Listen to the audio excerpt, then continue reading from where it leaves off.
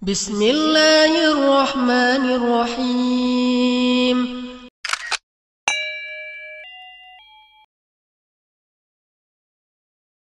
Assalamualaikum. Waalaikumsalam warahmatullahi wabarakatuh. Pak Ustadz mau tanya, kan adik saya kerja di salah satu perusahaan leasing ya, leasing motor.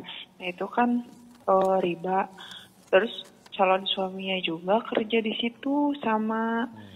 Saya bingung jadi harus kayak gimana ya buat dua-duanya kan kerja di wilayah riba gitu. Apa solusinya kayak gimana? Pengennya pasti dua-duanya keluar. Cuman kalau untuk kebutuhannya kan masih bisa dipenuhinya di situ gitu. Kalau sekarang dua-duanya keluar nanti gimana nih kayaknya? Baik ya.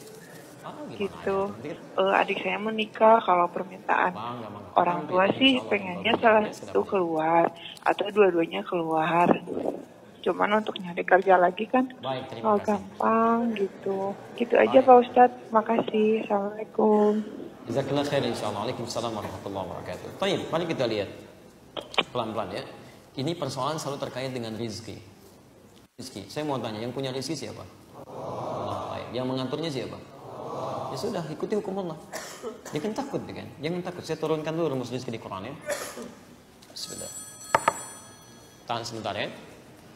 Baik, mudah-mudahan yang tadi bertanya bisa melihat dengan jelas dan bisa mendapatkan jawaban yang menenangkan insyaallah. Tapi saya turunkan dulu sebentar. Saat manusia diciptakan, Allah sudah berjanji akan memberikan rezekinya. Quran surah ke-51 ayat ke-22, posisi paling kanan di pertengahan ke bawah sedikit. Kemudian dijanjikan itu akan diberikan di bumi. Quran surah kedua ayat 29. Ditugaskan Anda untuk mencarinya dengan cara yang dibenarkan. Quran surah kedua ayat. Anda ingin lebih cepat mendapatkannya, Anda lakukan amalan di Quran surah kedua ayat 172. Kalau Anda belum berangkat keluar, rezekinya sudah datang kepada Anda bisa kerjakan amalan di Quran surah ke-7 ayat 96. Baik, jangan khawatir, Allah pasti memberikan rezeki Anda. Tidak ada Allah menciptakan orang miskin di muka bumi. Kalau tidak cukup, pasti dia kaya. Itu ada di Quran surah ke-53 ayat ke-48. Bahkan saat Anda merasakan kurang pun, insya Allah akan dibantu. Di Quran surah ke-9 ayat ke-60. Tidak cukup dengan ini, bisa dibantu lagi di Quran surah kedua ayat 215, posisi paling kanan sebelah bawah. Baik, sampai Anda meninggalkan riba seperti pernah kita ulas ayatnya. Baik, perhatikan sini. Bismillah. Teman-teman sekalian, sekarang fokus ya, lihat betul. Jadi nanti kalau Allah sudah tawarkan yang baik, kenapa Anda pilih yang kotor? Yang baik sudah ada, kenapa pilih yang kotor? Dan sama-sama akan didapatkan. Sekarang lihat teorinya. Quran surah 51 ayat 22. Wa fis samaa'i rizqukum wa ma tu'adun. Dan di langit ya. Rizki Anda sudah ditetapkan. Jadi sebelum kita dilahirkan, dalam usia 4 bulan kandungan, itu Allah sudah menetapkan rizki kita. Ya. Dari mana tahunya 4 bulan kandungan? Yang paling mudah, cari hadis Al-Arba'in, nomor hadis yang keempat dari Abdullah bin Mas'ud, posisi paling kiri sebelah atas. Ya, Nabi menyampaikan, "Inna ahadakum yujma'u fi batni ummihi 40 yawman nutfah." Setiap Anda akan dibentuk di perut ibundanya 40 hari pertama berbentuk nutfah. Pertemuan antara spermatozoa dengan ovum. Thumma yakunu mithla dzalika 'alaqah. 40 hari kedua berbentuk 'alaqah, zigot yang menempel di dinding rahim.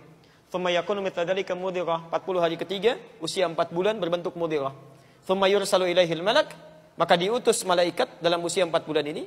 Fayanfukhu fihi ruh, kemudian diperintahkan untuk menyiapkan ruh, wa yu'maru bikatsbi arba'in, dan diperintahkan untuk menetapkan 4 hal.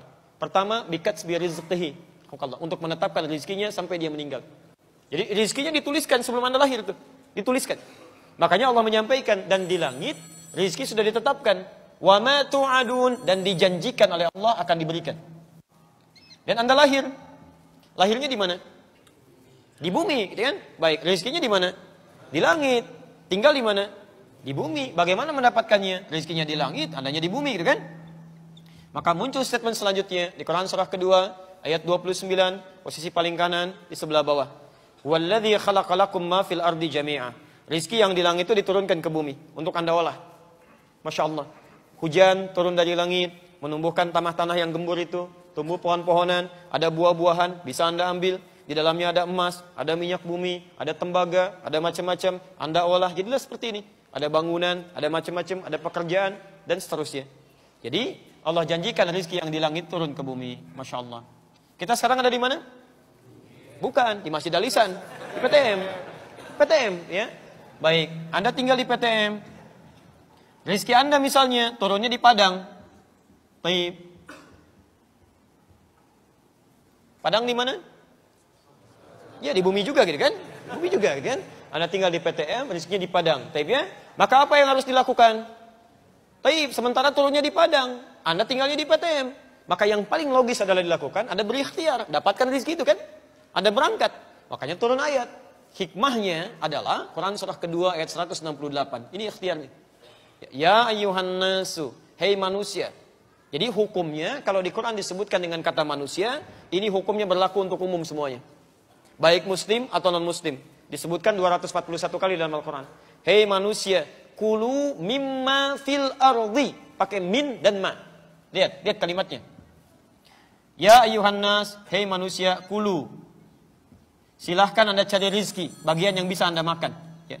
Ini sistemnya menggunakan, kalau dalam bahasa Arab disebut dzikrul ba'di yuradu bihil kullu. Disebutkan sebagian, dimaksudkan keseluruhan. Kalau dalam bahasa Indonesia, sinekdok pas prototo. Ya, Pah, mau kemana? Mencari sesuap nasi. Kan bukan sesuap kan? Anda cari yang sebakul, Anda tambah untuk pakaian, untuk makan-makan. Itu sinekdok pas prototo. Makanya kata Quran, silahkan cari untuk makan Anda dan yang lainnya. Bahasanya cari. Jadi kalau Anda nggak mau mencari, nggak mau ikhtiar, nggak mau kerja, susah dapat rezeki. Di pertama nggak ada kaitan dengan keimanan, terkait dengan ikhtiar kita. Anda orang soleh, masya Allah, rajin ke masjid, rajin sholat, tapi nggak pernah mau nyari rezeki, susah datang. Jangan Anda adukan kepada Allah, ya Allah, saya sholat ya Allah, saya puasa, tapi kenapa dia nggak sholat bisa kaya? Cek, Anda kerja nggak? Pahami itu. Ya. Ini tidak mudah ya. Dulu ada 2 anak di Mesir, mahasiswa, ini berdebat masalah ini. Yang satu mengatakan Allah sudah janji, rizki di langit akan diturunkan, dijanjikan diberikan pada kita. Pasti dapat. Jadi nggak usah kerja pun pasti dapat. Kata yang satu tidak, karena diikat dengan ayat yang lain. Kamu mesti ikhtiar. Kata yang satu temannya, saya buktikan. Saya akan bersembunyi di satu tempat di masjid, dan qadar Allah di masjid itu ada muhsinin. Jadi orang yang suka ngasih makanan, donatur. Dia ngumpet di belakang tuh. Ya. Dan nggak kelihatan, tutup oleh dia kan. Tayyib, begitu ngumpet di bawah meja, dia bersembunyi. Hari pertama datang muhsinin, ya, yang ngasih makanan bagi yang itikaf. Ketika dibagikan, dia nggak dapat karena ngumpet. Hari kedua dibagikan lagi, dia nggak dapat karena di belakang. Hari ketiga, yang itikaf tidak terlampau banyak. Ya, beliau bertanya muhsininnya, ya, ilmin akhir, ada yang lain nggak? Kata DKM-nya, wallahi ma fish akhir, nggak ada yang lain. Karena dia sudah 3 hari nggak makan, lapar dia kasih kode. Dalam. Tayyib, kaget DKM-nya, siapa ini kan? Begitu dibuka, ada seseorang sudah kelihatan lapar karena nggak makan dalam 3 hari tadi. Akhirnya disampaikan pada orang baik tadi, muhsinin tadi, dimintakan langsung double, 2 gitu kan, 2 kotak. Dikasih pada orang ini. Begitu diberikan, teman yang pertama debat tadi datang kepada dia. Ya, dia katakan, apa saya bilang, rizki itu mesti dicari, sekalipun dengan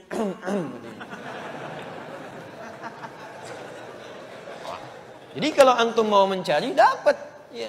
Insya Allah, prit, mobil datang, 2000, gitu kan? Prit, 2000. Tapi kalau Anda nggak mau ikhtiar, nggak bisa. Apa Anda masuk ini, Alisan tuh mau bikin sekolah di samping gitu kan? Apa Anda duga dengan orang ke masjid hanya bermohon, ya Allah, ya Allah, ya Allah. Belum ada atapnya, turun dari langit. Allahu Akbar, berang gitu kan? Nggak bisa. Kalau begitu nanti tukang cornya bangkrut, tukang ininya nggak ada kan, dan sebagainya. Ini kulu. Anda harus ada usaha. Nah, tapi ingat ya, ketika diminta usaha menggunakan min, kemudian ma, baru fil ardi. Kalimatnya asalnya begini, min dengan ma.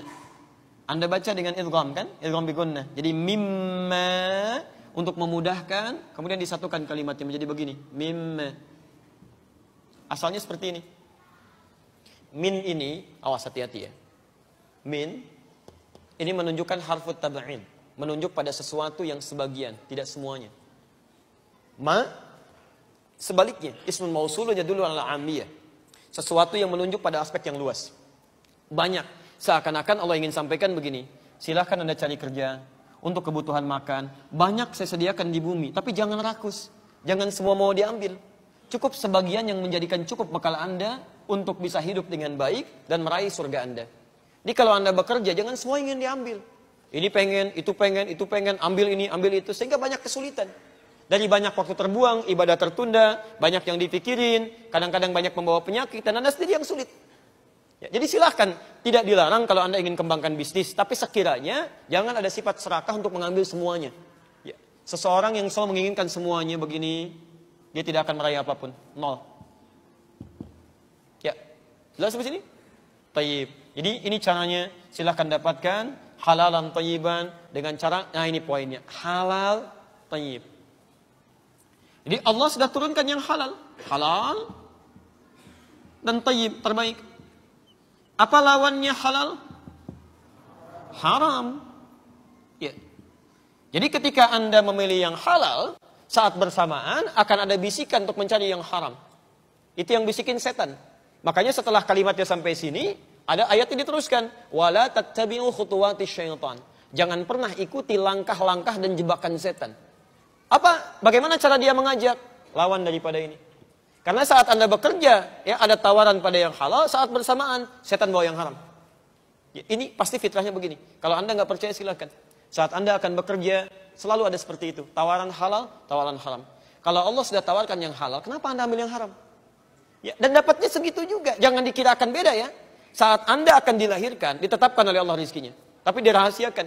Misal, rizki Anda 1 miliar, 1 M. Anda mau cari dengan yang halal, atau dengan cara yang haram, dapatnya segini juga. Nggak akan lebih. Nggak akan lebih. Ya, cuma barangkali Anda merasa, oh, dapat banyak nih.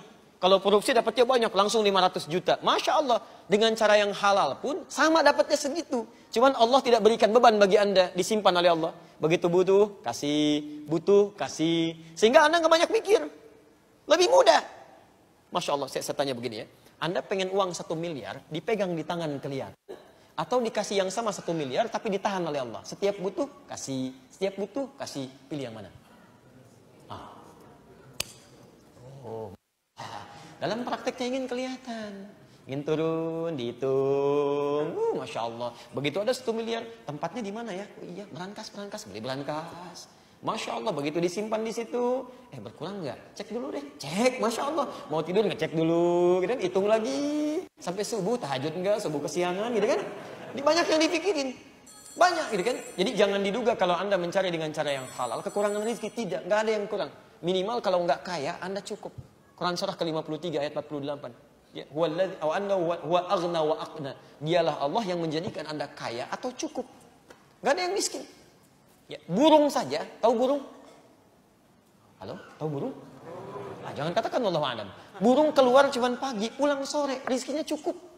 Burung tidak dihisab, keluar pagi, pulang sore, rezekinya dapat. Anda yang dihisab, berangkat gelap, pulang gelap, kerja capek, masa masih kurang juga? Ya, Allah sudah statementnya, wa annahu wa aghna wa aqna. Kalau nggak dijadikan kaya, Anda cukup, nggak ada yang miskin.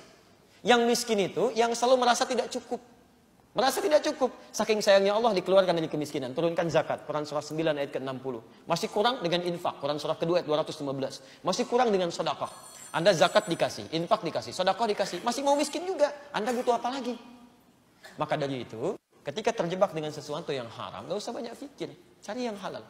Tadi Anda bilang kredit. Gak semua kredit itu haram. Kredit dari bank syariah itu kan ada yang halal.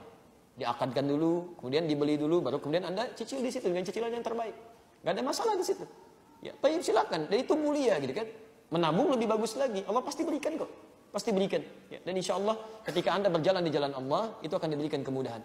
Itu janji Allah Subhanahu Wa Taala. Walaupun awalnya tidak mudah. Ya, seperti orang tahajud, awalnya kan gak mudah. Tapi kalau sudah terbiasa kehilangan tahajud sedikit, besoknya bisa menyesal itu. Bisa menyesal. Maka silahkan ya Anda mulai seperti Abbas paman Nabi memulainya. Itu terjebak riba luar biasa. Bahkan tokoh riba. Ketika turun ya perintah Al-Quran, masuk Islam, dibebaskan ribanya. Riba pertama yang dibebaskan ribanya Abbas radhiyallahu ta'ala anhu. Apa yang terjadi? Ketika ribanya dibebaskan itu, Masya Allah, bisnisnya semakin pesat. Tumbuhnya semakin pesat. Dan hebatnya, ketika asetnya datang terus bertambah, malah pekerjaannya lebih ringan. Taklimnya bisa ikut taklim Nabi sampai hafal 200 hadis. Kemudian sholat malamnya tetap ditunaikan. Dan semua sahabat Nabi begitu. Uthman bin Affan, Abdurrahman bin Auf, Tamim Ad-Dari. Saya sering sampaikan, cek di kitabnya Imam An-Nawawi itu. Ya, At-Tibyan fi Adab Hamalatul Quran. Kalau terbitan Darul Kutub Al-Islamiyah warna merah marun, halaman 38, kemudian paragraf pertama baris 1 sampai 2, posisi paling kanan sebelah atas. Itu orang-orang ini, saya kasih contoh Utsman aja ya, sahabat Nabi radhiyallahu taala anhu. Beliau itu sahabat Nabi, orang paling pemalu. Malaikat Jibril aja ketika turun melihat Utsman ikutan malu. Malaikat Jibril tuh, ya. Dan menikah dengan 2 putri Nabi, dikenal dengan Dzun Nurain. Masya Allah. Kemudian apa yang terjadi? Masih sempat dalam sibuknya, asetnya banyak, sampai sekarang masih ada asetnya. Dalam keadaan sibuknya, gak usah ditanya salat wajibnya. Masih sempat salat sunnah tahajud sampai dengan khatam Quran malamnya. Dan dijamin masuk surga tanpa hisab di lisan Nabi. Sahabat Nabi menikah dengan 2 putri Nabi, masuk surga tanpa hisab. Malaikat Jibril turun malu kepada beliau. Asetnya banyak luar biasa. Setelah 15 abad masih ada, masih sempat menunaikan tahajud ya, sampai khatam Quran dan bebas dari riba. Antum sahabat bukan? Tidak menikah dengan 2 putri Nabi. Malaikat turun belum tentu malu sama antum, gitu kan? Masya Allah, surga belum jelas sampai malam ini. Hisab masih menegangkan, Masya Allah, gitu kan? Ya, masih ingin terlibat dalam sesuatu yang dilarang oleh Allah Subhanahu Wa Taala. Karena itu keluarkan ayat-ayat tentang riba untuk motivasi. Kalau masih nekat untuk riba, nah itu seperti kata Quran, saya pernah terangkan kan, seperti orang diselimuti oleh pengaruh setan. Yang kedua ngajak perang dengan Allah Subhanahu Wa Taala, nggak mungkin menang. Ya, yang ketiga nanti di alam kuburnya punya siksa spesial. Yang keempat di akhiratnya juga spesial siksaannya. Jadi lebih baik Anda yakin dengan ketentuan Allah, pelan-pelan keluar dari situ dalam kebaikan, berdoa dulu kepada Allah, nanti insya Allah Allah mudahkan. Ya, Allah Ta'ala a'lam bis-shawab.